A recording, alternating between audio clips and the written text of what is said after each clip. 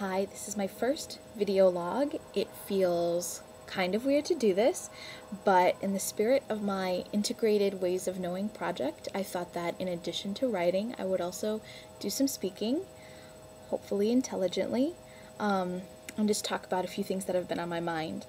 And one thing that has been on my mind is the idea of history. Not just studying something that is dead and gone, but with the concept that history is something that is alive, something that we are all part of, and that what happened in the past is related to what's going on now. I think that the election of President Obama has really gotten people to embrace this concept, and people are now thinking, wow, I'm a part of history, there's history going on around us. But the reality of it is that we've always been part of history. It just took this event for people to really realize that. So what really sparked my interest in this idea of history was when Warren Nishimoto from the University of Hawaii Center for Oral History came to my qualitative research class a year ago and talked about the work he did, and that the center basically was created to preserve the stories of the people of Hawaii. With the idea that, you know, it's not just dates and it's not just facts. There are humans involved. And so different people will have different views and different perspectives and different stories to tell, and that they're all different and they're all important and they all provide different perspectives.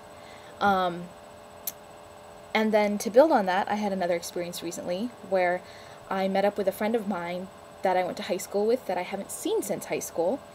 And we talked about how, you know, we learned about World War I and we learned about World War II, but they didn't teach us anything about McCarthyism. And we learned all about Dr. Martin Luther King Jr., but we didn't learn anything about Harvey Milk. So our history was incomplete, and it was chosen for us, and it's political. So to tie this idea of history into this course, I've been thinking about the different theories and developmental models we've been looking at, and that they all have a context. And perhaps it came from the prevalent philosophy at the time, but it's still important.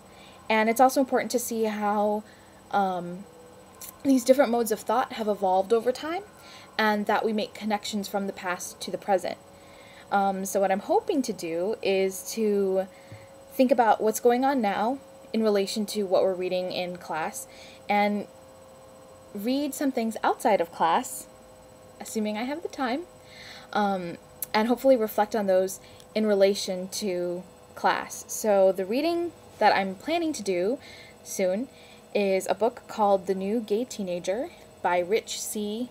Savin Williams, and hopefully you can see that. That's how you spell his name. And I will be reflecting on that at a later date. And I hope you continue to read and listen, and I will continue to write and reflect on what's going on around the world and what's going on in class. Thanks.